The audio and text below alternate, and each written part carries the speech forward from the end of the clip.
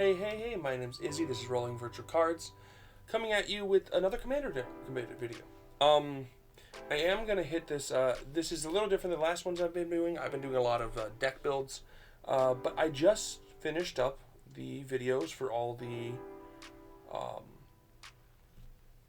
Jurassic Park commanders, the commander decks, so I thought I'd talk about them, rank them, how I feel about each one in between each other, and then kind of like how I feel they match up all together. So, let's go over them. There are 3 humans, or 4 humans and 3 dinosaurs. One of them is a pairing. So there's 1, 2, 3, 4, 5, 6 decks. Not a lot. I might do these when I finish set reviews, just go over all the commanders. There's a lot of them sometimes, so some of these videos will be a lot longer. Maybe I'll stream those in the future. This one's short enough to be able to go over. First, let's talk about Henry Wu. He's right here. I view this guy in. Henry Wu is a black, a green, and a blue for a 1/4 human scientist, legendary creature, human size. Henry Wu and other humans you control have exploit, which means you can sacrifice a creature when they enter the battlefield. And then whenever a creature exploits a non-human creature, you draw a card. If the exploited creature has power 3 or greater, you create a treasure token. I made this guy clones, because making clones of Henry Wu, like non-legendary clones of it, help trigger the exploits multiple times, give you more draws, more treasures.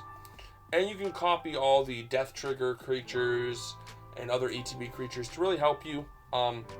If you have Henry Wu and a non-creature or non-human creature on the field, the tokens kind of become both. The deck has good draw power, it has good legs, win con, being able to just like drain your opponents out or just flood the field with enough clones that you can swing in for game. It's very fun, interesting. I enjoy it. I definitely, as a deck, I put this at like an S tier. I'm going to be building this probably. I really enjoy it. Next is Ian. Ian is such a fun guy. Ian Malcolm, Chaotician. Chaotician is 1 blue-red for a 2/2 legendary creature human scientist. When a player draws their second card each turn, that player exiles the top card to their library. During each player's turn, that player may cast a spell, meaning just a single one, from among the cards they don't own, exiled Ian Malcolm, Chaotician, and mana of any type can be spent to cast it. I love this Ian because it does a lot of stuff that I like. It's chaotic and it makes every game different because you're never going to be used, like, depending on who you play against, you're going to get different cards. But the deck, at least the way I built it, runs a lot of hugs, which is really fun, and runs a lot of advantages for casting cards outside of your hand. So the hugs are good because you're going to make your opponents draw cards, hopefully 2 cards on everyone's turn. Everyone's exiling cards. This is going to, 1, be a secondary win con, or maybe even your main one where you draw your opponents out and you're exiling their cards. So even if they have like maybe a win con, they gotta find it. You're gonna draw them out and exile cards and draw them out. You're also running I have a few cards in there that there's a 2-prong thing. You want to get more advantage than your opponent does from all the drawing you're letting them do and casting cards outside. Thanks to Doctor Who, we have a lot of cards with the Paradox ability, which say when you cast a card from not your hand. This is great because casting a card from not your hand is what Ian lets you do, really allowing you to just get a little extra advantage for doing what your opponents are or what everyone's doing. But then you also have a lot of cards that go off when you draw stuff, which is very useful because you're allowing everyone to draw stuff. But you're gonna, everyone draws, but I also get this token, or everyone draws and this creature gets a 1/1 counter. So you just get that little extra advantage compared to everyone else. Yes, they can find those cards and take advantage too, but that's the risk. That's the chaos, man. But because it's still chaotic and some people just don't like playing against chaos decks, I'm putting it in A. Next, the Indoraptor. I think that's what it is Indoraptor. The perfect hybrid is 1 black-green hybrid red for a 3/1 legendary creature dinosaur mutant with Bloodthirst X. So that means it comes with X1 encounters where X is the amount of damage dealt to each opponent. It has Menace, and then it has Enrage, which is classic dinosaur ability in Magic. When it's dealt damage, choose an opponent at random. Indoraptor deals damage equal to its power to that player unless they sacrifice a non-token creature. The way I built this deck, they're always going to sacrifice a non-token creature unless they don't have one. So the point of this deck is to deal 6 damage to each opponent. So that way it comes out with 18 1/1 counters, making it a 21-19. So you can one-shot people. It has Menace, so it's harder to block. And you have so many board wipes. This deck is self-fulfilling. You run a lot of burn spells or stuff that triggers off casting instant sorceries or non-creatures. 1 damage to them, 2 damage to them, stuff like that. Creatures into the ring battle, damage. So you can kind of bundle that up and eventually get Indoraptor out here for a nice, 21, and you can start swinging at people. But you can also just get it out, at 18 or something when you're doing it, because your deck doesn't need Indoraptor to win. He's just there as a possible thing to do. The deck is good enough as a Jund deck to just burn your opponents to the ground without it. But him coming out and then just going oh, I'm just going to Pyroclasm and deal 2 damage to each creature. Oh, look, Indoraptor took 2 damage. Roll. Oh, look, you took 18 damage. Hey, 3 damage to each creature. Roll. Oh, look, you took 6 damage. You took 18 damage. It does that. It burns and burns, and I love a Jund deck that just is different. And this is a Jund that's different. It's not a sacrifice deck. It's a burn deck. Jund burn decks are not here very often. And with that being said, I love this. It's such a fun deck. I think I like Henry Wu more, which, to speak of that again, yeah, it's normal to have an Is It Chaos deck. That's pretty normal. But, Henry Wu, this is a Sultai Sacrifice deck. Sultai Sacrifice decks aren't there very often. And I love that we have this cool Sultai Sacrifice deck. The next one to talk about is my least favorite deck out of the bunch, and that's the Indo Rex Alpha. The deck, I said this in my deck review, but this deck wants to do 2 things. Let's read what it does. Indo Rex Alpha is 1 hybrid blue-black for green for a 6/6 legendary creature dinosaur mutant. It enters the battlefield with a number, discard any number of cards, and it enters with a flying counter if a card discarded this has flying.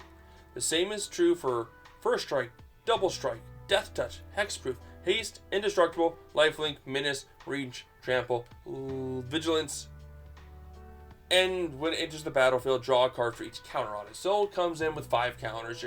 After discarding 3 cards with multiple different keywords, draw 5 cards. The deck can be built 2 main ways. Hit people after you cast it, or just constantly flicker it to keep discarding cards and drawing cards. But I don't like that because you can't do both. Because if you flicker it again, you lose all the cool things you had on it. And so unless you know you're going to have the stuff. So I tried originally building it more like a high power CDH deck that you just go cast, draw a bunch of cards. It doesn't work. It's slow. You're running bad cards. Stop it.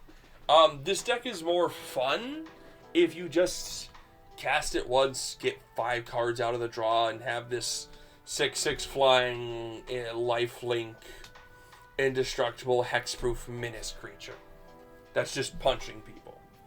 Yeah, it's at 6, so you're gonna take a while to kill people, but the lifelink keeps you alive. And then afterwards, once it's out, you just put all your freaking hexproof or all your keyword soup creatures out on the field and just start hitting people.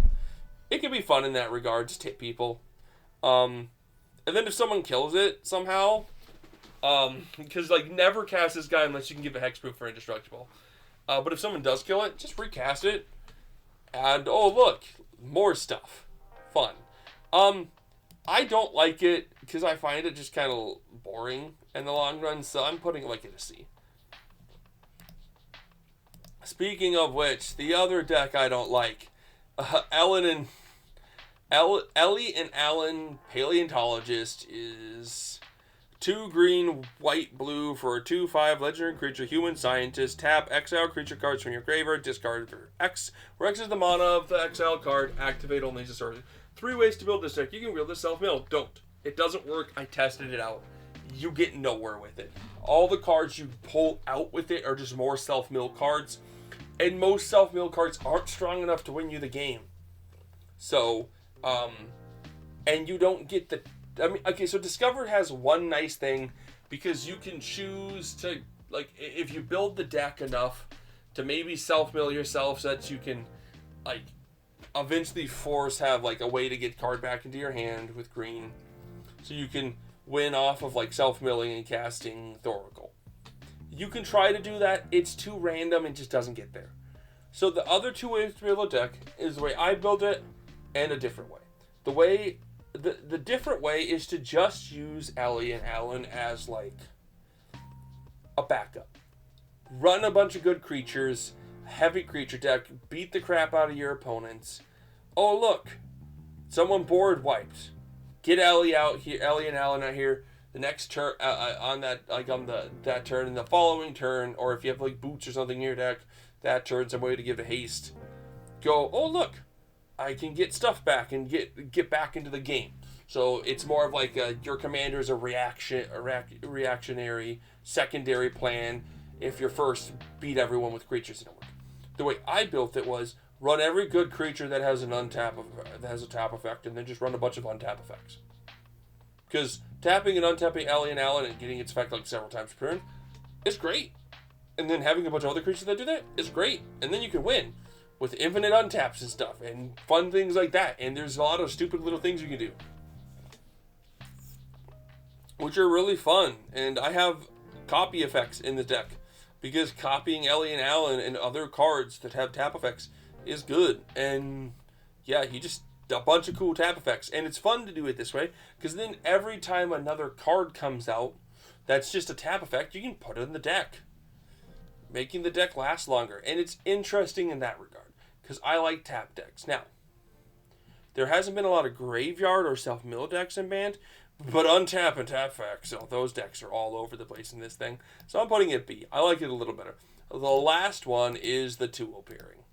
So Owen in blue. Owen is 1 red green for a 3/2 legendary creature, human soldier scientist. Partners with Blue Loyal the Raptor. You can tap it to put a Menace, Trample, Reach, Haste counter on target dinosaur.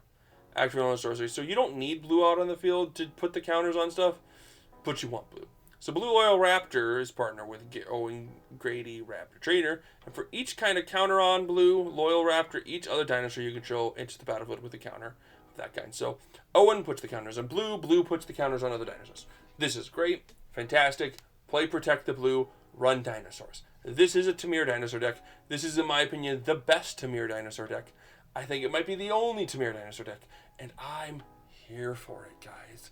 I love this deck. It's so fun to beat face with dinosaurs and just flood the field with them, and they have haste, so you can, if you got a lot of mana in this deck, you can just go boom, boom, boom, boom, boom. And I built this as the Koga or Karuga, the hippo part, the hippo companion, because it's so fun to run it. He is a dinosaur. It's flavorful in that regard.